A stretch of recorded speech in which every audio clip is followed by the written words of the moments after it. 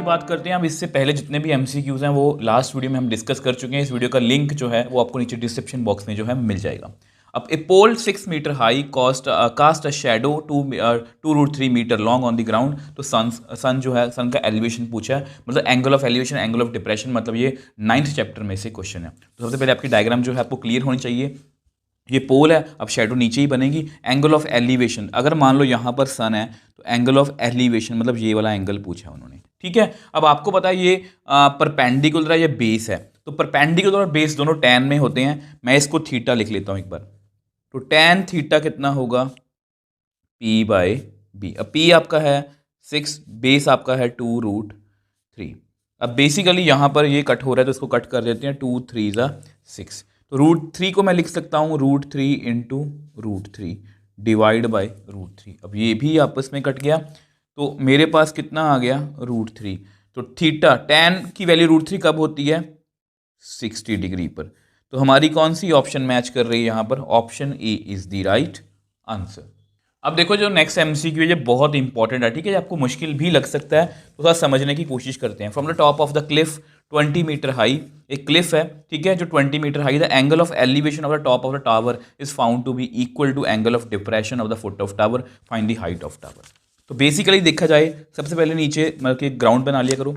ये क्लिफ है, ये टावर है। टावर ऊंचा क्यों है मुझे कैसे पता, क्योंकि यहाँ पर लिखा हुआ है क्लिफ के टॉप से टावर के टॉप का जो एंगल ऑफ एलिवेशन है, अगर मैं यहाँ से एंगल ऑफ एलिवेशन निकालूँ मतलब ये वाला, ठीक है, और एंगल ऑफ डिप्रेशन जो फुट ऑफ के टावर से है, ये वाला आपस में इक्वल है, मतलब ये वाला एंगल और ये वाला एंगल आपस में क्या है, इक्वल है। तो मुझे हाइट ऑफ टावर बतानी है। अब क्लिफ जो है वो 20 मीटर हाई है, ठीक है। तो अगर ये 20 मीटर है तो यहाँ तक तो मुझे 20 मीटर पता है कि ये 20 मीटर ही होगा, ठीक है। मुझे बेसिकली ये पता करना है। अगर मुझे ये पता लग जाए तो मेरा आंसर जो है वो आ जाएगा। अब आपको ये भी पता है, चलो देखो मैं आपको यहाँ पर डायग्राम से समझाने की कोशिश करता हूँ। ये डायग्राम मैंने पहले से बनाई हुई है। तो आपको पता है कि अगर ये एंगल x है तो ये एंगल भी कितना होगा, x डिग्री, क्योंकि अगर ये साइड्स पैरेलल हैं, रेक्टेंगल है, तो मतलब कि ये आप कौन से एंगल्स होते हैं, ऑल्टरनेट एंगल्स होते हैं, ठीक है। अब देखो यहाँ पर दो ट्रायंगल्स बन रही हैं, तो इन ट्रायंगल BDE, क्योंकि ना अगर ये वाला हिस्सा मान लो M है तो ये वाला हिस्सा भी M होगा, ठीक है। मैं इन दोनों का यूज़ करने वाला हूँ, इन ट्रायंगल BDE। अब देखो ये परपेंडिकुलर है, ये बेस है, तो tan x ये कितना आएगा, परपेंडिकुलर बाय बेस। अब एंगल के सामने परपेंडिकुलर है 20, बेस कितना है हमारा M। अब एक और ट्रायंगल ले लेते हैं, इन ट्रायंगल ये वाली ABC, ठीक है। अब यहाँ पर भी ये परपेंडिकुलर है, ये एंगल के सामने, तो tan x इसको नंबर 1 दे दो। tan x is equal to perpendicular by base. अब परपेंडिकुलर यहाँ पर h है, बेस कितना है यहाँ पर m, इसको नंबर 2 दे दो। फ्रॉम 1 एंड 2, ठीक है। ऐसे क्वेश्चंस ना आपको प्रैक्टिस करने चाहिए, क्योंकि ना ये क्वेश्चन आपको केस स्टडी में तो आएंगे ही। इस चैप्टर में से केस स्टडी आपको 100% आएगी। अब ये दोनों आपस में इक्वल हैं, मतलब 20/m is equal to h/m। अब ये आपस में कट गया, तो यहाँ पर अब ऐसा ना हो कि वहाँ पर आप 20 मीटर लिख के आ जाना, ये 20 है, तो विच एम्प्लाइज 20 + 20 कितना आया, 40 मीटर। तो हमारा ऑप्शन कौन सी सही है, option B is the right answer. अब देखो ये आपका नेक्स्ट MCQ है। At some point of the time in the day the length of the shadow of the tower is equal to it height the sun's altitude at that time, मतलब sun का angle पूछा है, ठीक है। ये आपकी diagram है, ये टावर है, ये शेडो है। अब ये दोनों आपस में इक्वल है, ये परपेंडिकुलर है, ये बेस है, हमें बेसिकली ये एंगल निकालना है। तो हम क्या करेंगे, tan theta is equal to P/B। अब आपको पता है इसको भी x मान लो, इसको भी x मान लो कि बराबर है x/x। अब ये कट गया। वैसे ऐसे क्वेश्चंस में डायरेक्टली आंसर कितना होता है, 1। tan थीटा 1 कब होता है, 45 पर। तो कौन सी ऑप्शन हमारी सही है, option B is the right answer. अब मैं आपको जो 2-3 क्वेश्चंस करवाने वाला हूँ वो थोड़े से डिफरेंट लेवल के हैं, बहुत ध्यान से करना आपने। अब देखो यार, shadow of the 5 metre long stick is 2 metre long. एक मतलब कि स्टिक है कोई 5 मीटर लंबी, उसकी शेडो जो है उसकी 2 मीटर लॉन्ग है। At the same time the length of the shadow of 12.5 metre high tree is. तो सेम टाइम पर, अब देखो ये बहुत वर्ड इंपॉर्टेंट है, ये 5 मीटर लंबी स्टिक है, उसकी हाइट शेडो जो 2 मीटर लंबी है। अब वो ट्री सेम टाइम का मतलब पता क्या है कि ये जो एंगल है, क्योंकि सेम एंगल कैसे हो गया, मान लो सन सेम टाइम पर यहाँ पर है, यहाँ पर भी, मतलब कि इस सिचुएशन में भी सेम जगह पर ही होगा, तो यहाँ पर जो एंगल है वो हमारा सेम है। अब अगर हम इन ट्रायंगल, ये बहुत अच्छा क्वेश्चन है एमसीक्यू पॉइंट ऑफ व्यू से, अगर हम पहली ट्रायंगल की बात करें तो tan थीटा लगा लेते हैं, वो होता है p बाय बी, परपेंडिकुलर 5 है, बेस आपका 2 है। अब एक और ट्रायंगल ले लेते हैं जो दूसरी वाली है DEF, जिसमें हमें ये वाला पता करना है, ठीक है। तो सेम वे से tan theta is equal to p by B. अब यहाँ पर p कितना है 12.5, ये हमें x मतलब पता करना है, इसको नंबर 1 दे दो। तो which implies 5/2 is equal to 12.5 by x. tan theta की वैल्यू मैंने फिल कर दी यूजिंग 1, ठीक है। इसको x को मल्टीप्लाई कर 12.5 इंटू 2 डिवाइड बाई 5, इसको मल्टीप्लाई करना, या इसको ऐसे कर लो, इसको डेसिमल हटा दो, ये कुछ इस तरह से बनेगा। अब हम कट कर देते हैं, 5 2 ज़ा 10, 5 5 ज़ा 25, 5 2 ज़ा 10, 5 5 ज़ा 25, ये 2 कट गया, तो x कितना आ गया हमारे पास 5 मीटर। तो हमारी कौन सी ऑप्शन सही है? Option D is the right answer. अब देखो ये जो MCQ है, इसको पढ़ोगे ना, आपको पहले ये समझ में नहीं आएगा कि कहाँ से पूछा। In a rectangle, angle between the diagonal and the longer side is 30 degree, length of its diagonal is 8 centimetre, area of rectangle is. देखो ध्यान से इस क्वेश्चन को समझने की कोशिश करते हैं। रेक्टेंगल मतलब इस तरह से है, ठीक है। अब यहाँ पर एंगल मतलब जो डायगोनल और लॉन्गर साइड, ये मान लॉन्गर साइड है, इसके बीच में एंगल कितना है 30 डिग्री, डायगोनल दिया हुआ 8 सेंटीमीटर, हमें एरिया पूछा है। अब आपको पता है एरिया निकालने के लिए मुझे लेंथ चाहिए और विड्थ चाहिए। यहाँ पर एंगल भी दिया हुआ है, ये साइड भी दी हुई है, तो मुझे थोड़ा थोड़ा लग रहा है कि एप्लीकेशन ऑफ ट्रिग्नोमेट्री में से है। तो मतलब ये डायग्राम जो कुछ इस तरह से है, अगर मैं यहाँ पर देखो, आपको पता है डायगोनल है और सॉरी रेक्टेंगल है, तो ये एंगल कितना होगा 90। तो अगर मैं इन ट्रायंगल ABC, ठीक है, तो आपको पता है एंगल के सामने क्या होता है परपेंडिकुलर, ये बेस है, ये हाइपोटेन्यूज है, ठीक है। तो ऐसा करते हैं, पहले sin 30 का फॉर्मूला लगाते हैं। sin 30 होता है परपेंडिकुलर बाय हाइपोटेन्यूज। परपेंडिकुलर कितना है आपका BC, हाइपोटेन्यूज आपका AC है। अब BC मुझे चाहिए, AC कितना है आपका 8, sin 30 कितना होता है 1/2 BC बाई 8, तो विच एम्प्लाइज BC कितना आ गया 8/2। थोड़ा सा डिफरेंट क्वेश्चन था, बट यहाँ से मेरी BC की वैल्यू जो है कि विड्थ या लेंथ जो मर्जी बोल लो वो आ गई।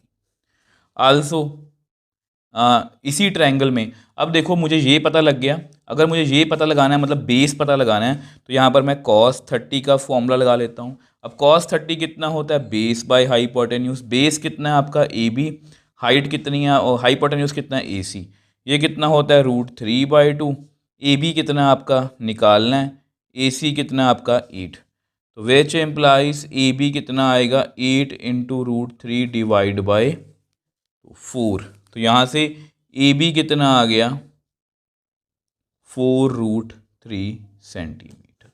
अब हमें क्या निकालना है एरिया ऑफ रेक्टेंगल, ठीक है, वो कितना होगा लेंथ इंटू विड्थ। लेंथ कितनी है 4√3, विड्थ कितनी है ये, तो कितनी आ गई 16√3 सेंटीमीटर स्क्वायर। तो यहाँ पर ये देखो option C is the right answer. तो बहुत अच्छे लेवल का क्वेश्चन था।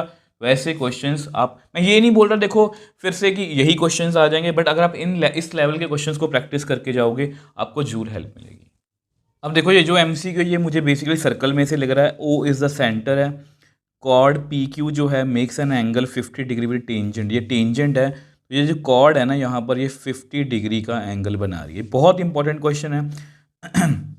Find the angle made by the chord at the centre. तो ये वाला एंगल हमें कॉर्ड जो है मगर ये वाला एंगल हमें पता करना है। तो बहुत इजी क्वेश्चन है, क्योंकि आपको पता है ये टेंजेंट है और ये रेडियस है, इनमें आपस में क्या एंगल होता है 90 डिग्री का, ठीक है। अब देखो ये आपके नोट्स के लिखा है कि ये वाला एंगल 90 डिग्री का, ये 50 है, तो यहाँ पर ये वाला एंगल कितना रह गया 40। अब आप इनको एक बात और बताना, देखो ये रेडियस है, ये भी रेडियस है, तो ये वाला एंगल भी कितना होगा 40, क्योंकि ये दोनों बराबर हैं, बराबर साइड्स के आमने सामने वाले एंगल भी कितने होते हैं बराबर होते हैं, ठीक है। तो इन ट्रायंगल OPQ आपको पता है angle O plus angle P plus angle Q, ये कितना है 180। एंगल ओ हमें निकालना है, ये 40 है, ये 40 है, तो कितना आएगा ओ 100 आपके सामने ही है।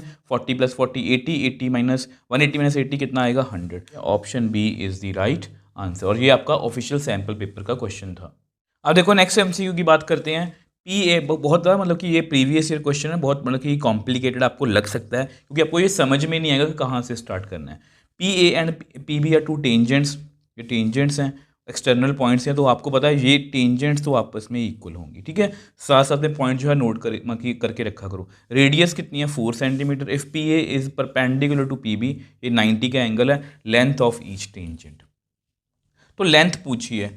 तो अभी तक मुझे कुछ क्वेश्चंस में समझ नहीं आ रहा, तो ऐसा करते हैं इसको मिलाने की यहाँ पर कोशिश करते हैं। ये रेडियस हो गई इसकी, ठीक है। बस मुझे यही पता है कि ये 4 है, ये भी 4 है, और मुझे कुछ नहीं पता। और मैं क्या कर सकता हूँ यहाँ पर, जो जो मुझे पता है ना वही करने की कोशिश करूँगा। देखो मुझे पता है कि ये एंगल कितना है 90, टेंजेंट रेडियस पर जो है वो एंगल कितना बनाती है 90। अब यहाँ पर मुझे देख के ना मुझे ये बात पता लग गई कि ये 90, ये 90, ये 90, ये भी कितना है 90, तो सारे एंगल्स 90। मैं आपको लिख के दिखाता हूँ। अब देखो ये मैंने जस्ट आपके नोट्स के लिखा है, ठीक है। ये एंगल 90, ये एंगल 90, तो ये एंगल भी कितना आ गया मेरे पास 90, क्योंकि सारे एंगल 90 हैं, क्योंकि एक क्वाड्रेटर बन रहा है, क्वाड्रेटर के सारे एंगल्स कितने हैं 90 90 के। और ये साइड कितनी है 4, इसके सामने कौन है ये वाली, ये भी कितनी होगी 4। अगर ये 4 है तो ये भी कितनी होगी 4। Therefore C A P B is a square, और अगर वो स्क्वायर है तो हर एक साइड कितनी है 4 4 4 सेंटीमीटर। तो हमारी option B is the right answer. बहुत ट्रिकी क्वेश्चन था, बहुत ध्यान से करना है। देखो बहुत से बच्चे मुझसे ये पूछते हैं सर हमें कैसे पता लगेगा। देखो ये ना प्रैक्टिस है, जितने आप ट्रिक वाले या जितने ज़्यादा मैक्सिमम आप एमसीक्यूज वगैरह कर लोगे, आपकी उतनी पकड़ बन जाएगी क्वेश्चन के ऊपर, और आपसे ऐसे क्वेश्चन में गलती जो है वो नहीं होगी। अब देखो ये जो नेक्स्ट एमसीक्यू है ये भी आपका मतलब कि सीबीएसई ऑफिशियल सैम्पल पेपर का है। अब क्वाड्रिलेटरल जो है PQRS is circumscribe a circle, मतलब वो सर्कल को पूरा घेरे हुए है इस तरह से। PQ हमें 12 दिया हुआ है, QR हमें 15 दिया हुआ है, RS हमें 14। ये SP की वैल्यू पता करनी है, ये वाली SP की, ठीक है। अब अगर आपने NCERT अच्छे से की है, आपको पता है ये क्वेश्चन हम कर चुके हैं। ध्यान से देखो एक टेंजेंट, अगर मैं यहाँ पर लिख लूँ A, यहाँ पर मैं लिख लूँ B, यहाँ पर मैं लिख लूँ C, यहाँ पर मैं लिख लूँ D। अब आपको पता है ये PA और PD जो है आपस में बराबर है, क्योंकि ये एक्सटर्नल पॉइंट हो गया, ये आपस में बराबर है। QA और QB बराबर है, RC और RS बराबर, RB बराबर है, SC और SD आपस में बराबर है, क्योंकि ये बाहरी पॉइंट से टेंजेंट्स हैं, ठीक है। जस्ट आपको लिखना आना चाहिए। मैं आपको लिख के दिखाता हूँ। देखो यहाँ मैंने क्या लिखा, from an external point tangents are equal, ठीक है। तो पहले मैं शुरू करता हूँ यहाँ से, मान लो P A is equal to P D. इसको लिखने का ढंग आपको आना चाहिए। ये मैं क्यों बोल रहा हूँ बार बार, देखो पी ए के साथ ना आपको ए क्यू लेना है, तो यहाँ पर मैं लिखूंगा A Q is equal to B Q. अब ए क्यू हो गया, ठीक है। अब बी क्यू के साथ मैं लेने की कोशिश करूंगा आर बी, तो R B is equal to R C. अब आर सी के साथ मैं एस सी लेने की कोशिश करूंगा, is equal to S T. ऐसा क्यों है, क्योंकि हम इसको ऐड करने वाले हैं, ठीक है। एडिंग ऑल, अगर हम सबको ऐड करेंगे तो मेरे पास आएगा P A plus A Q, R C plus S C, P D plus B Q, R B plus S T. P A plus A Q, ये कितना बन गया P Q. R C plus S C, ये कितना बन गया R S. अब P D और डी एस को इकट्ठे लिख लो, और बी क्यू और आर बी को इकट्ठे लिख लो, ठीक है। P Q plus R S, P D plus S D कितना बना P S, B Q plus R B, ये कितना बना आर क्यू। अब पी क्यू कितना है 12, आर एस 14, पी एस हमें निकालना है, आर क्यू कितना है 15, ये कितना बना 26। तो एस पी कितना आ गया हमारा 26 माइनस 15 मतलब 11। तो आपके सामने है, ये कौन सी ऑप्शन के साथ मैच कर रहा है? Option D is the right answer. अब देखो नेक्स्ट एमसीक्यू की बात करते हैं, ये भी बहुत ट्रिकी है। टू सर्कल, ये भी प्रीवियस ईयर क्वेश्चन है। Two circles touch each other externally at P, वो किसी एक पॉइंट पर टच कर रहे हैं पी पर। A B is common tangent to circle touching them at A and B, then the value of A P B is. अब सबसे पहले डायग्राम आपको क्लियर होनी चाहिए। दो सर्कल्स हैं, अब बेसिकली ये कॉमन टेंजेंट है जो इसको भी कट कर रही है, इसको भी टच कर रही है। अब P जो है एक्सटर्नल पॉइंट है जहाँ पर दोनों सर्कल टच कर रहे हैं। उन्होंने ए पी बी एंगल, मतलब ये वाला एंगल निकालने को हमें बोला। तो ध्यान से अब मेरी बात सुनना, मैं जो भी आपको बोलने वाला हूँ। देखो जितने भी ज्योमेट्री के रिलेटेड क्वेश्चंस होते हैं ना, वो क्वेश्चंस कुछ ऐसे होते हैं, अगर तो आपको समझ में आ जाए तो 1 मिनट में कर दोगे, अगर वो समझ में ना आए तो जितना मर्जी टाइम वेस्ट कर लो, कुछ नहीं होगा। तो देखो अगर मैं इसको यहाँ से मिला दूँ, इसको ऐसे मिला देता हूँ, ठीक है, इसको एक नेम दे देते हैं P। अब आप कहीं बात समझ के देखना, ये P बाहरी पॉइंट है, ये क्या हुई? टेंजेंट इस सर्कल पर। ये क्या हुई? टेंजेंट इस सर्कल पर, ठीक है। ये क्या हुई? ये टेंजेंट है दोनों सर्कल्स पर, ठीक है। तो जो मैं आपको समझा रहा था कि बाहरी पॉइंट से अगर टेंजेंट ड्रॉ करते हैं वो बराबर होते हैं। तो पी ए और पी बी, सॉरी मैंने यहाँ पी लिख दिया ना, पी तो पहले से है, तो इसको एक नेम देते हैं आर, ठीक है, आर दे देते हैं।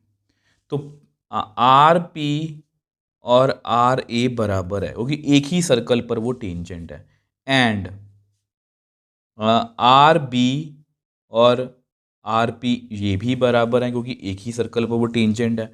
तो इन दोनों में से मैं ये बोल सकता हूँ कि आर पी जो है वो आर ए के इक्वल है, और आर पी आर बी के भी इक्वल है, मतलब ये भी आपस में इक्वल है। मतलब ये तीनों साइड्स, ये वाली साइड, ये वाली साइड और ये वाली साइड आपस में जो हैं वो इक्वल है। तो अगर ये इक्वल है तो देयरफॉर, ध्यान से देखो, A P R, triangle A P R, ठीक है, उसमें जो है पी आर साइड जो है वो ए आर साइड के इक्वल है। तो ध्यान से देखो ये कौन सी ट्रायंगल हुई? आइसोसेलेस। चलो वो छोड़ो, मतलब ये वाला एंगल और ये वाला एंगल सेम है। मैं देयरफॉर लिख सकता हूँ angle R A P is equal to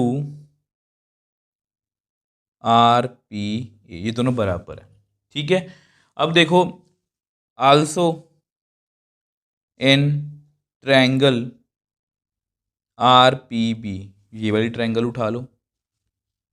अब इसमें भी जो आर पी है वो आर बी के इक्वल है, तो इसमें भी ये वाला एंगल और ये वाला जो एंगल है ये बराबर है, और ये एक्स ही होंगे क्योंकि ये तीनों साइड्स ही आपस में बराबर हैं एक्चुअली। तो देयरफॉर अगर मैं यहाँ पर लिखना चाहूँ, मैं क्या लिखूँगा?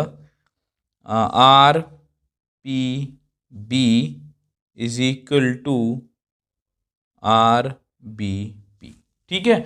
अब देखो बड़ी ट्रायंगल ले लो, in triangle A P B कौन कौन सी एंगल है? Angle A plus angle P plus angle B is equal to 180। Angle A कितना है? एक्स। एंगल पी कितना है? एक्स और एक्स 2x। एंगल बी कितना है? x is equal to 180।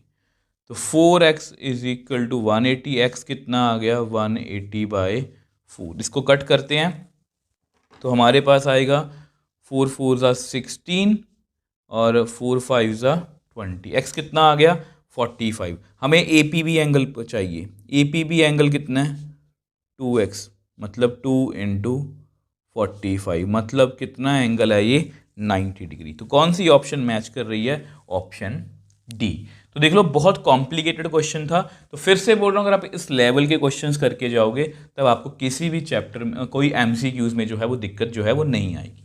अब देखो नेक्स्ट एमसीक्यू की बात करते हैं। अब इसमें पी ए और पी बी आर टेंजेंट्स दिए हुए हैं, ठीक है, सर्कल पर, और ये वाला एंगल 60 डिग्री है, वो ओ ए बी ये वाला एंगल हमें निकालने को बोल रहे हैं। तो उससे पहले सबसे पहले ऐसा करो, इस को ना यहाँ से मिला लो, आपको पता है ये रेडियस है, ठीक है। अब ये एंगल 60 है, तो ये एंगल कितना होगा, रेडियस के साथ टेंजेंट कितना बनेगा 90, ये भी कितना होगा 90। मैं आपको लिख के दिखाता हूँ। अब देखो ये भी एंगल 90 है, ये भी 90 है। आप ना रेक्टेंगल क्वाड्रिलेटरल की बात करते हैं। इन क्वाड्रिलेटरल आपका जो क्वाड्रिलेटरल है वो कौन सा है, OAPB, ठीक है। उसमें P एंगल है, उसमें A एंगल है, उसमें B एंगल है, उसमें O एंगल है। वो कितना होता है 360। अब ये 60 है, ये 90 है, ये 90 है, ये 360। तो 180 240, तो 360 में से 240 माइनस गए तो 120 आ गया। ये एंगल 120 आ गया, बट मुझे ये नहीं चाहिए, मुझे ये वाला एंगल चाहिए, ठीक है। तो उसके लिए क्या करेंगे, अब आपको पता है ये क्या है रेडियस, ये क्या है रेडियस। अगर ये रेडियस है तो मतलब ये जो ट्रायंगल है ना ये आइसोसेलेस है। अब उसमें क्या होगा, ये आमने सामने वाले एंगल्स भी क्या होंगे, इक्वल। अगर इसको मैं दिखाना चाहूँ तो देखो इस एंगल को ना आप x मान सकते हो, इस एंगल को भी आप x मान सकते हो। तो आपको पता है in triangle OAB angle O है, एंगल A है, एंगल B है, इज इक्वल टू 180। ये कितना है 120, ये कितना है x, ये कितना है x, इज इक्वल टू 180। तो 2x इज इक्वल टू 180 में से 120 के 60, तो x कितना आ गया यहाँ पर 30। तो मतलब ये वाला OAB एंगल कितना आ गया 30 डिग्री। तो कौन सी ऑप्शन मैच कर रही है, option A is the right answer. अब देखो नेक्स्ट MCQ की बात करते हैं। ये आपका ऑफिशियल सैम्पल पेपर 2024 का क्वेश्चन है। It is propose to build a single circular park equal in areas of sum of areas equal in areas to the sum of areas of two circular parks of diameter 16 and 12 meter in locality the radius of new park। तो एक single जो बड़ा park है, ठीक है, area of single park, वो जो है area of first park plus area of second park, बस इतनी सी बात है। देखो sum of areas of two circular parks of diameter, ये कुछ है इस तरह से है। तो इसका पहले एरिया निकालने की कोशिश करते हैं, ठीक है। तो इसका एरिया किस हिसाब से आएगा, तो देखो एरिया ऑफ फर्स्ट पार्क जो है, ठीक है, तो फर्स्ट पार्क का एरिया इसको ऐसे लिख लेते हैं pi R1 square plus pi R2 square, pi अब R1 का स्क्वायर प्लस R2 का स्क्वायर। अब पहली जो रेडियस को, ये डायामीटर है, तो ये डायामीटर अगर 16 है तो रेडियस कितनी होगी 8, मतलब कि अगर ये 12 है तो ये कितनी होगी 6, ठीक है। तो एरिया कितना आएगा यहाँ पर पाई 64 प्लस 36 100 पाई बन गया, ठीक है। इसको मैं ऐसे लिख सकता हूँ पाई इंटू 10 का स्क्वायर। तो इसका मतलब which implies radius of new park कितनी आ गई 10 मीटर, ठीक है। तो 10 मीटर, तो यहाँ पर हमारी कौन सी ऑप्शन सही है, तो option A is the right answer. अब देखो नेक्स्ट MCQ की बात करते हैं। अब ये थोड़ा सा ट्रिकी है। देखो मैं आपको थोड़ा फॉर्मूला शीट दिखाना चाहता हूँ। देखो ये सेक्टर है, ये वाला एक सेक्टर है, तो इसका एरिया इस तरह से निकालते हैं। इसकी अगर लेंथ निकालनी हो, इस चीज़ की अगर मुझे लेंथ निकालनी हो तो इस तरह से, ठीक है। तो बच्चे नॉर्मली पेरीमीटर को इसी से कंपेयर करते हैं, तो यहाँ पर आप गलत हो। तो ये मुझे ये वाली लेंथ देगा, एरिया ऑफ माइनर सेक्टर, ठीक है, sorry length of minor arc, जिसको मैं कैसे लिखूंगा लेंथ ऑफ आर्क। कैसे निकालेंगे, theta by 360 into 2 pi r. तो थोड़ा सॉल्व करते हैं। थीटा कितना आपका 62 पाई, ठीक है, और आर कितना है 105, इसका डेसिमल डालो बाय 10, ठीक है। तो सॉल्व करते हैं इसको। तो यहाँ पर ये कैंसिल आउट हो गया, 6 आ गया, 5 2 ज़ा 10, 5 1 ज़ा 5, 5 2 ज़ा 10, ये 2 से 2 गया, 7 3 ज़ा, ठीक है, 3 2 ज़ा 6, और यहाँ पर ये 11। तो बहुत से बच्चे इसका आंसर जो है वो 11 लिख के आएंगे, बट ये गलत है। यहाँ से मुझे क्या मिला है, ये वाला मिला है, बट मुझे पेरीमीटर ऑफ द सेक्टर चाहिए, तो मुझे ये वाली लेंथ भी जोड़नी पड़ेगी। देयरफॉर पेरीमीटर का मतलब क्या होता है, उसका घेरा, पेरीमीटर ऑफ सेक्टर तो इसमें हम क्या करेंगे, 11 में हम OA प्लस OB भी ऐड करेंगे। 11 प्लस 10.5 होगी, ये रेडियस होगी उसकी, ये 10.5। तो 10.5 कितना बन गया, 21 और 11 32 सेंटीमीटर। तो कौन सी ऑप्शन सही है, option A is the right answer. अब देखो ये जो क्वेश्चन है, ये क्वेश्चन बहुत इजी है, बट बच्चे के इसकी स्टेटमेंट में कंफ्यूज हो जाते हैं, ठीक है। तो what is the area of semi circle, अब आपको पता है एरिया ऑफ सेमी सर्कल वो होता है पाई आर स्क्वायर बाय 2।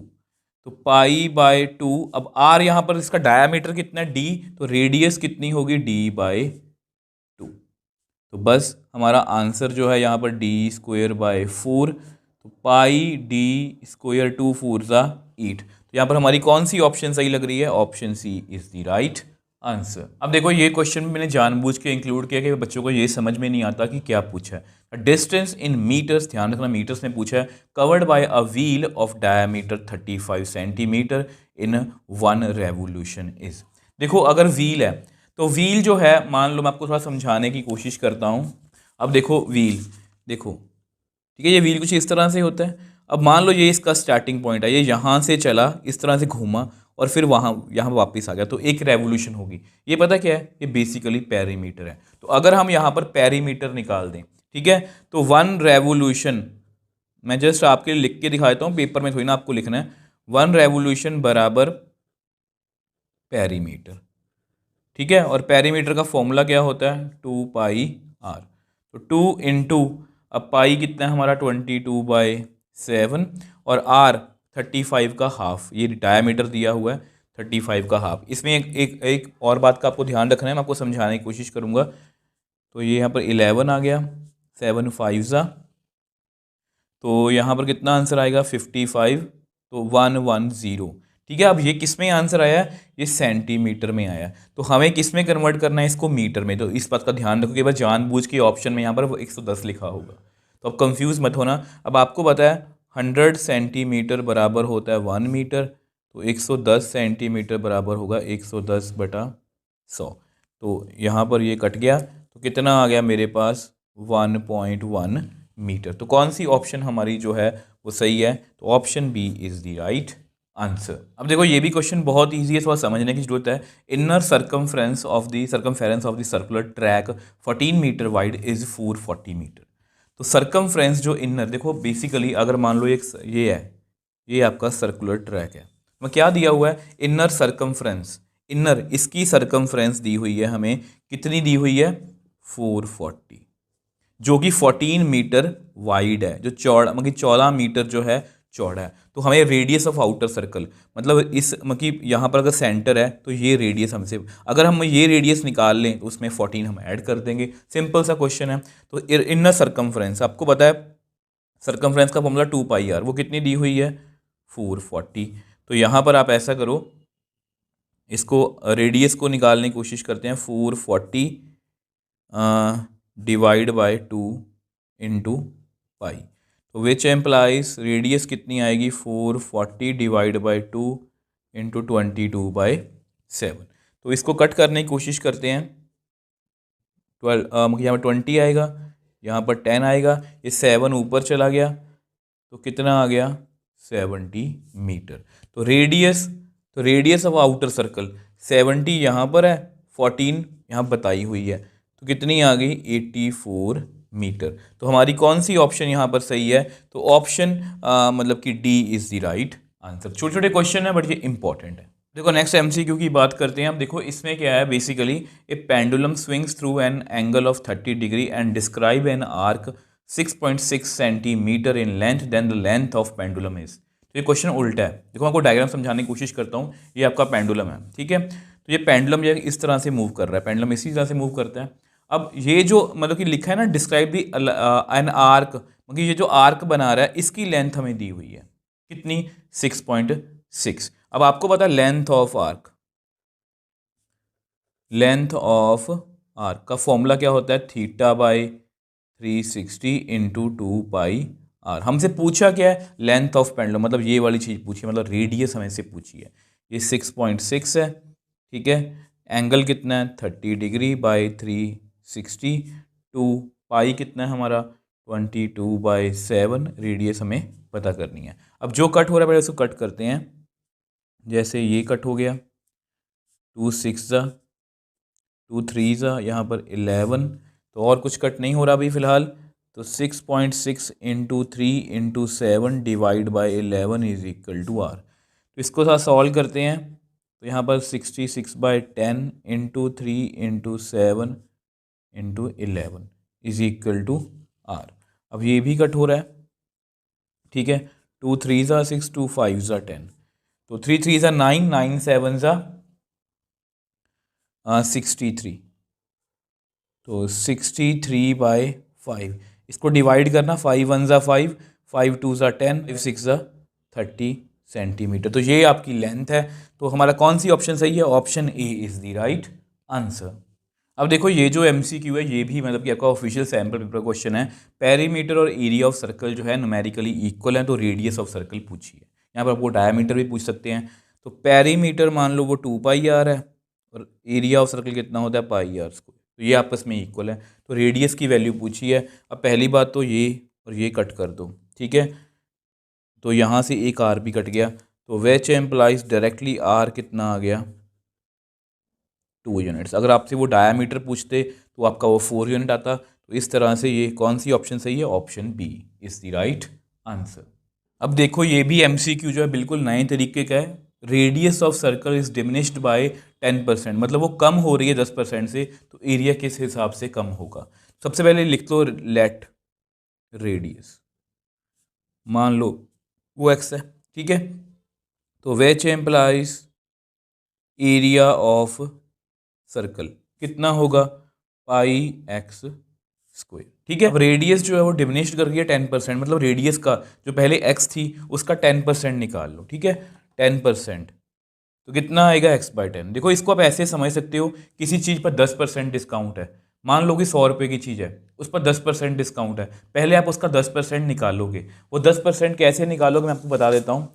वो 10% आप ऐसे निकालोगे, 100 का 10%, 10 आ गया, फिर उसको उसके प्राइस में से माइनस कर दोगे। तो यहां मैंने x/10 निकाल लिया। नाउ न्यू रेडियस, अब रेडियस कितनी, पहले x थी, अब वो x/10, मतलब 10x - x 9x/10 है, ये रेडियस आपकी। तो न्यू एरिया भी निकाल लो। न्यू एरिया पाई यहाँ पर 9x/10 का होल स्क्वायर, तो कितना आया 81x² / 100, इतना आ गया, ठीक है। अब एरिया में कितना फर्क आया? चेंज इन एरिया, क्योंकि हमें परसेंटेज निकालनी है ना। तो पहले था πx², अब कितना है पाई 81x² / 100। तो इसको सॉल्व करते हैं। πx² कॉमन ले लो, अंदर कितना आएगा 1 - 81/100। πx²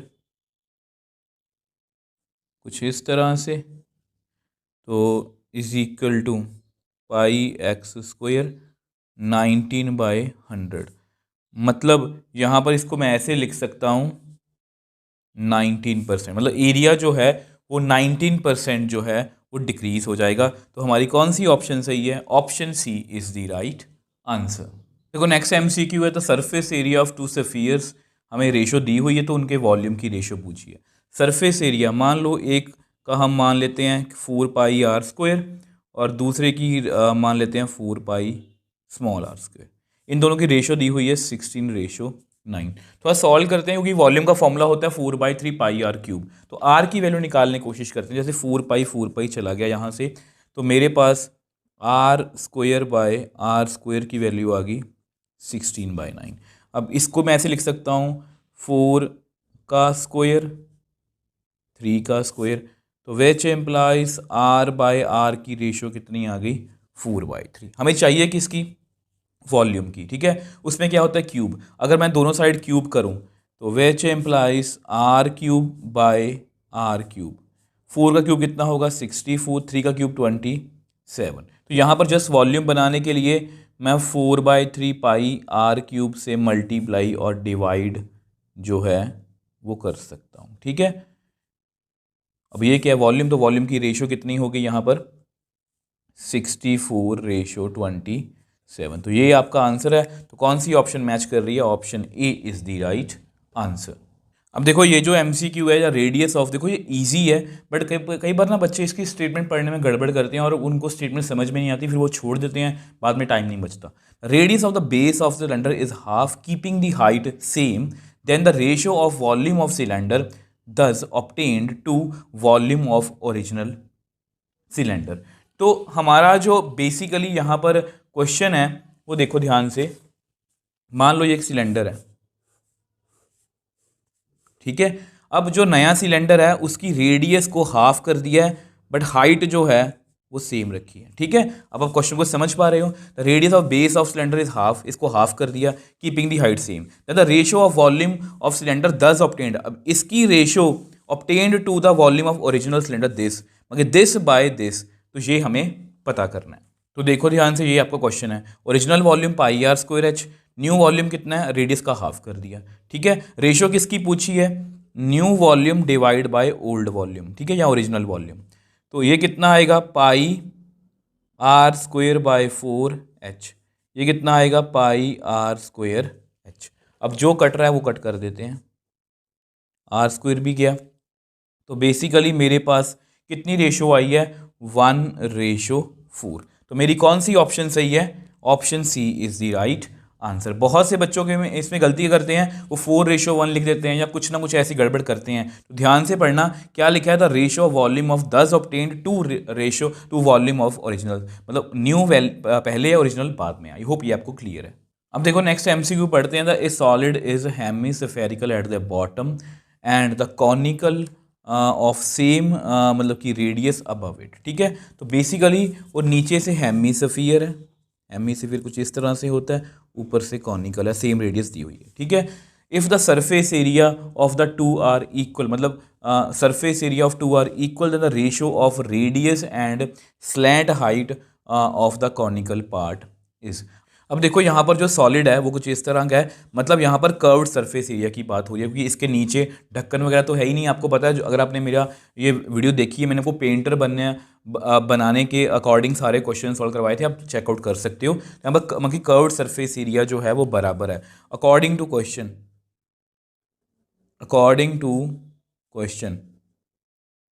यहाँ पर surface area of two are equal. अब हेमिस्फीयर का सरफेस एरिया, कर्व सरफेस कितना होता है? 2πr square. अब कोन का कितना होता है? πrl। अब ये दोनों आपस में क्या है? बराबर। उन्होंने पूछा है ratio of radius and slant height of the conical part. तो इसको कैसे निकालेंगे? ये बहुत ईजी है हमारे लिए। तो यहाँ पर जो कट हो रहा है उसको कट कर देते हैं, ठीक है। तो which implies 2r is equal to l। तो रेडियस की स्लैंट हाइट से पूछी है, तो r/l इज इक्वल टू 1/2, तो 1:2, ठीक है। तो कौन सी ऑप्शन हमारी सही है? तो option B is the right answer. अब देखो, अगर हम नेक्स्ट एमसीक्यू की बात करें, ये आपका ऑफिशियल सैम्पल पेपर क्वेश्चन है। The find upper limit of the model class from the given distribution. तो बेसिकली हमें upper limit of model class बतानी है। ये बहुत ईजी है, जो सारा ट्विस्ट है वो यहाँ पर है, इसके टेबल में है। तो मैंने ना ये देखो, एनसीईआरटी में ऐसे क्वेश्चंस है ही नहीं है, बट मैंने आपको अपनी तरफ से ये बेसिक में बताया था। अगर लेस देन डाटा आए और मोर देन डाटा आए तो उसको कैसे लिखेंगे। लेस देन लिखा हुआ है तो यहाँ पर भी बिलो लिखा हुआ है, बिलो 140 इसको ऐसे लिख लो, बिलो 140। अपने 5 का डिफरेंस है, इसको लिखो 140 to 145, 145 to 150, 155 to 150, sorry 150 to 155, 155 to 160 और 160 से 165। अब फ्रीक्वेंसी को कैसे लिखना है? देखो ध्यान से, 5 में लिख लिया, 8 यहाँ पर 8 है, तो मैंने क्या किया, 8 में से पिछला माइनस करना है। अब 4 है, अब 11 में से 4 माइनस कर दो तो कितना आएगा? 7। 29 में से 11 माइनस कर दो तो आपके पास आएगा 18। 40 में से 29 माइनस कर दो तो आपके पास आएगा 11। 46 में से 40 माइनस कर दो तो 6 आएगा। 51 में से 46 माइनस कर दो तो आपके पास 5 आएगा। अब आपको पता सबसे ज़्यादा फ्रीक्वेंसी कहाँ पर है? सबसे ज़्यादा फ्रीक्वेंसी यहाँ पर है। तो ये हमारी मॉडल क्लास है। तो उन्होंने अपर लिमिट पूछा है, तो अपर लिमिट कितनी आएगी? 50। तो हमारी कौन सी ऑप्शन सही है? Option D is the right answer. ये क्वेश्चन आपको मीडियन में भी आ सकता है। प्लीज़ ये बिलो वाला आप मतलब कि मोर देन लेस देन वाला कंसेप्ट जो है अच्छे से सीख लेना। अब देखो ये भी एमसीक्यू जो बहुत इजी है, मतलब कि स्टैट में से ही है। क्लास मार्क हमें फाइंड करना है, ठीक है। द क्लास, कई बार ना बच्चों को इजी बातें समझ में मतलब कि वो जो छोड़ देते हैं। तो क्लास मार्क किसका हमें पता करना है। हमें करना क्या, बेसिकली 10 और 25 को जोड़ देना है, डिवाइड बाई 2, 35/2। इसका हाफ कितना होगा, मतलब यहाँ डिवाइड करोगे 17.5। तो क्लास मार्क ऑफ 35 to 55, इनको ऐड करो। इनको आप ऐड करोगे तो आपके पास आएगा 90 को डिवाइड बाई 2 का 45। तो 17.5 एंड 45, तो कौन सी ऑप्शन सही है? Option D is the right answer. अब देखो ये जो नेक्स्ट एमसीक्यू है ये मीडियन क्लास का है, ठीक है। तो ये आपका मतलब कि डाटा इस तरह से गिवन होगा, हमें मीडियन क्लास देखनी है। तो सबसे पहले मीडियन का क्वेश्चन आपको पता है क्यूमुलेटिव फ्रिक्वेंसी। यहाँ पर 4 + 4 8, 8 + 8 16, 16 में नेक्स्ट ऐड करना 26, 26 में नेक्स्ट ऐड करना 38, 38 में नेक्स्ट ऐड करना 46, 46 में नेक्स्ट ऐड करना 50। आपको पता है यहाँ पर भी 50 आएगा, आप चेक कर लेना। नाउ अब आपको पता है हमें क्या निकालना है, n/2, मतलब 50/2, मतलब कितना आ गया यहाँ पर, कितना आ गया 25। तो 25 से जस्ट बड़ा नंबर हमने चेक करना है। 25 से जस्ट बड़ा नंबर देखो ये 26 है, ठीक है। तो हमारी देखो, तो हमारी मीडियम क्लास कौन सी हुई, 30 to 40। तो कौन सी ऑप्शन सही है? Option B is the right answer. अब देखो नेक्स्ट एमसीक्यू जिसमें सिग्मा मतलब कि समेशन FI दिया हुआ है, समेशन FI XI दिया हुआ है, मीन दिया हुआ है, तो पी की वैल्यू पूछी है। तो बेसिकली आप इसको जानते हो, अगर मैं स्टैट अच्छे से पढ़ी है, मैंने आपको पासिंग मार्क्स वाली वीडियो में यही बताया कि स्टैट सबसे पहले करके जाना, ये बहुत स्कोरिंग है और बहुत ईजी है। तो ये फॉर्मूला होता है। अब आपको पता कि मीन का फॉर्मूला क्या होता है, summation FI XI divide by summation FI।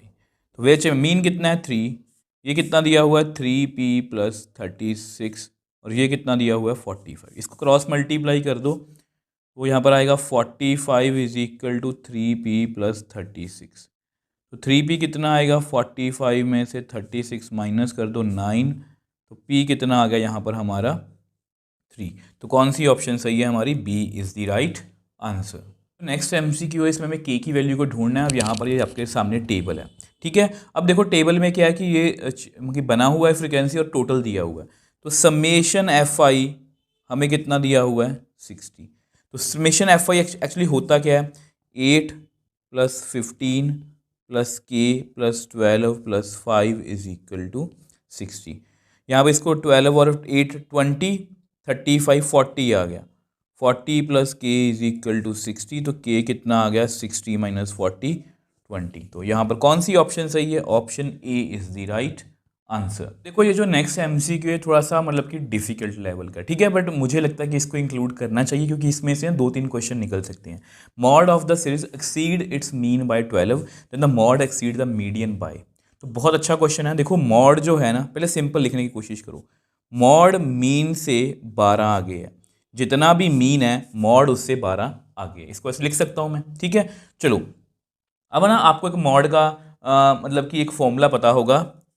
Mod का ना एक फॉर्मूला होता है, मतलब कि बहुत मतलब इसके क्वेश्चन डायरेक्टली भी आपको पेपर में आ सकते हैं। 3 मीडियन - 2 मीन, ठीक है। तो पुट इन 1, इसको 1 में फिल कर लो, पुट इन 1, ये आपका 1 है। तो 3 मीडियन - 2 मीन = मीन + 12। अब मीन को इधर ले आओ तो ये बनेगा 3 मीडियन - 3 मीन = 12। यहाँ से 3 कॉमन ले लो, तो मीडियन माइनस मीन = 12। तो मीडियन माइनस मीन कितना आ गया 4। यानी कि पेपर में आपसे वो ये भी पूछ सकते हैं कि मीडियन मीन से कितना आगे होगा। मीन को उधर ले जाओ तो मीडियन मीन से जो है 4 यूनिट्स जो है वो आगे होगा। ठीक है, ये क्वेश्चन भी आपको आ सकता है, बट हमसे पूछा किसका है, मॉड और मीडियन का। देखो यहाँ पर अगर मैं इसको देखूँ तो विच एम्प्लाइज, देखो mode minus mean is equal to 12। एक तो आपकी ये इक्वेशन है, ठीक है, इसको नंबर 1 की हमने किया हुआ है। एक आपकी ये इक्वेशन है, इसमें मॉड और मीन का है, इसमें मीडियन और मीन का है। अगर मैं दोनों में से मीन को रिमूव कर दूं, अगर मैं दोनों में से मतलब कि मीन को मैं रिमूव कर दूं, ठीक है, तो कैसे करेंगे, तो यहाँ पर आप लिखो mode minus mean is equal to 12। तो दोनों को कर दो जी सब्ट्रैक्ट। ठीक है, तो सब्ट्रैक्ट करेंगे तो यहाँ पर माइनस आएगा, यहाँ प्लस आएगा, यहाँ माइनस आएगा।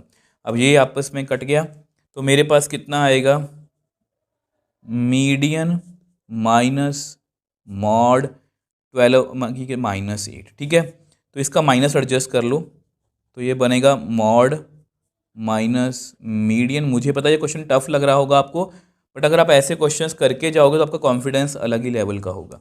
अब जो मॉड है, मॉड मीडियन को उधर ले जाओ, +8।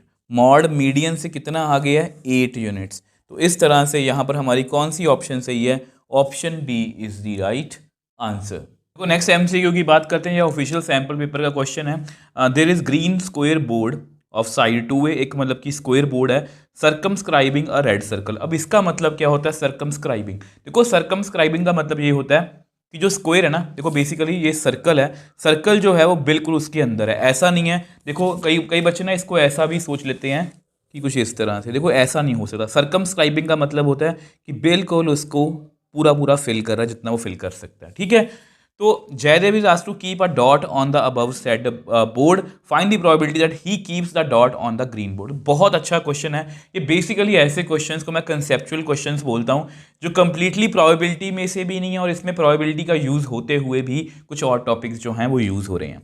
तो देखो अगर ये ध्यान से देखो, ये जो मतलब कि हमारा स्क्वायर है, इसकी साइड कितनी है, 2a। ठीक है, तो मतलब इसका एरिया तो मैं निकाल लूँगा। ठीक है, तो अगर ये मतलब कि ध्यान से देखो, अगर ये इसका सेंटर है, ठीक है, ये इसका अगर सेंटर है, अगर मैं आपको थोड़ा सा और क्लियरली दिखाना चाहूँ तो ये इसका सेंटर है। ठीक है, तो अगर ये पूरी 2a है तो ये कितनी होगी, a। ठीक है, अब देखो प्रोबेबिलिटी में होता क्या है, प्रोबेबिलिटी में ये होता है favourable cases divide by total number of cases. तो डॉट जो है वो कहाँ कहाँ पर गिर सकती है, तो एरिया ऑफ स्क्वायर वो कितना आएगा, साइड का स्क्वायर मतलब 4a²। ठीक है, अब फेवरेबल केसेस की अगर हम बात करें तो वो बोल रहा है कि ग्रीन रीजन में गिरना चाहिए, तो एरिया ऑफ ग्रीन रीजन वो कैसे आएगा, area of square minus area of circle. तो विच एम्प्लाइज, देखो ए किस तरह से निकालेंगे, स्क्वायर का एरिया 4a², ठीक है, सर्कल का एरिया कितना आएगा, πa²। ठीक है, अब हमें क्या निकालना है, प्रोबेबिलिटी। देखो ये आपका की प्रोबेबिलिटी का फॉर्मूला है, area of green region. Green region का एरिया कितना है, 4a² minus πa² divide by area of square, total area. तो a² निकाल दो, 4 minus pi divide by 4a²। अब ये आपस में जो है वो कट कर दो। ठीक है, तो कितना आंसर आ गया, 4 माइनस पाई बाय 4। तो यहां पर हमारी कौन सी ऑप्शन सही है, option B is the right answer. अब देखो नेक्स्ट एमसीक्यू की बात करते हैं, ये भी आपका ऑफिशियल सैंपल पेपर का क्वेश्चन है। 2 cards of heart, 4 cards of spade are missing from a pack of 52 cards, what is the probability of getting a black card from the remaining pack. तो देखो ध्यान से, ये आपका पूरा कार्ड्स का सारा मतलब कि मैंने बताया हुआ है। 2 कार्ड्स ऑफ हार्ट मतलब ये रेड वाले 2 कार्ड्स कम हो गए हैं, 4 कार्ड्स ऑफ स्पीड, ये स्पीड है, तो इनके यहाँ से 2 यहाँ से 4 गए, तो 6 कार्ड्स गुम हो गए हैं। मतलब हमारे पास टोटल जो हैं 52 कार्ड्स होते हैं, तो 6 गए तो 46 रह गए। उसके बाद उसमें से प्रोबेबिलिटी पता करनी है ब्लैक कार्ड निकालने की। ठीक है, अब आपको मैं यहाँ पर थोड़ा सा लिख के दिखा देता हूँ। देखो ये जस्ट आपके नोट्स के लिखे हैं। तो प्रोबेबिलिटी पता करनी है ए ब्लैक कार्ड। अब आप मेरे को एक बात बताओ, 4 ब्लैक कार्ड तो लूज हो गए, ठीक है, टोटल ब्लैक कार्ड्स कितने होते हैं, 26। तो हमारे पास ब्लैक कार्ड 22 रह गए, टोटल कार्ड कितने हैं 46। तो कौन सी ऑप्शन हमारी सही है? Option B is the right answer. Next question जो है, a number is selected random from first 50 natural numbers. आपको पता है नेचुरल नंबर कहाँ से स्टार्ट होते हैं? 1 से। Then the probability of getting a perfect square. तो सबसे पहले तो परफेक्ट स्क्वायर के बारे में आपको पता होना चाहिए। परफेक्ट स्क्वायर कौन कौन से होते हैं? जैसे 1, 2 का स्क्वायर 4, 3 का स्क्वायर 9, 4 का स्क्वायर 16, 5 का स्क्वायर 25, 6 का 36, 7 का 49। बस इतनी बात है। तो ये हमारे 1 2 3 4 5 6 7 फेवरेबल केसेस हैं। तो प्रोबेबिलिटी परफेक्ट नंबर की टोटल कितने हैं उसके? 3 4 5 7 और टोटल नंबर कितने हैं? 7/50। तो कौन सी ऑप्शन सही है? Option A is the right answer. Next MCQ की बात करते हैं। 2 dice are thrown together. 2 dice को इकट्ठे फेंका गया। The probability of getting the difference of the numbers on their upper faces is equal to 3। जब भी 2 डाइस को फेंकते हैं तो आपके पास ये 36 केस बनते हैं। आपको पता है ये हम एनसीईआरटी में कर चुके हैं। 1 1 पहले डाइस पे 1, फिर दूसरे पे 1, 1 2 भी आ सकता, 1 3 भी है, 1 4 1 5 1 6, 2 1 2 2, इस तरह से सारे डाइस जो हैं, मतलब जब हम 2 डाइस को थ्रो करते हैं इस तरह से टोटल जो है 36 केस बनते हैं। ठीक है। अब देखो यहाँ पे पूछा क्या है कि ऊपर जो मतलब कि नंबर हैं, ऊपर जो नंबर हैं उनके मतलब कि उनका डिफरेंस जो है 3 आए। तो किन के बीच में जो डिफरेंस है वो 3 आ रहा है? ध्यान से देखो, 1 और 4 के बीच में डिफरेंस जो है वो 3 है। और 2 5 और 3 6। सेम वे से 4 1, सेम वे से 5,2, सेम वे से 6,3। तो प्रोबेबिलिटी तो इसके फेवर में कितने? 1 2 3 4 5 6, टोटल कितने हैं? 36। तो इसको हम कट कर देते हैं तो हमारे पास कितना आंसर आ गया? 1/6। तो क्वेश्चन छोटे छोटे हैं बट लॉजिक अच्छे हैं, तो इसलिए आपको ऐसे क्वेश्चंस करने चाहिए। अब देखो ये आपका लास्ट एमसीक्यू है। ए बैग कंटेन्स, जिसमें 1 से लेकर 25 तक कुछ नंबर्स लिखे हुए हैं, उसमें कार्ड्स हैं। ठीक है। अब एक कार्ड को अचानक पिक किया गया, प्रोबेबिलिटी पता करो वो डिविजिबल बाय बोथ 2 and 3।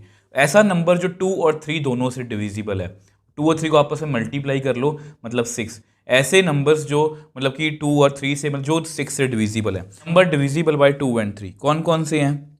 6, फिर 12, फिर 18, आप चेक कर लेना। 18 के बाद आएगा आपका 24, ये लास्ट है। ठीक है। 1 2 3 4, 4 नंबर्स हैं ऐसे। तो probability card number divisible by 2 and 3, 4 total है और टोटल कार्ड्स कितने हैं? 25। तो मतलब कितनी, कौन सा आंसर आ गया? 4/25। तो इस तरह से हमने देखो 72 MCQs किए हैं। कुछ पिछले वीडियो में किए थे, कुछ मतलब कि आज की वीडियो में किए हैं। तो जो 2 पार्ट्स मैंने आपको कराए हैं ये सभी MCQs जो हैं एग्जाम पॉइंट ऑफ व्यू से बहुत ही इंपॉर्टेंट है। अगर आप इस लेवल के MCQs करके जाओगे तो आपको बोर्ड्स में कोई भी MCQs सॉल्व करने में कोई भी दिक्कत नहीं आएगी। बोर्ड एग्जाम्स को सॉल्व कैसे करना है, पासिंग मार्क्स कैसे लेने हैं, सिर्फ पासिंग मार्क्स कैसे लेने हैं, और किस तरह से प्रिपेयर करना है बोर्ड एग्जाम्स में, किन बातों का ध्यान रखना है, इन सब की जो वीडियोस आपको हमारे चैनल पर मिल जाएंगी। डिस्क्रिप्शन बॉक्स में लिंक भी दे दूंगा। तो लास्ट में आप सबके लिए ढेर सारी शुभकामनाएं।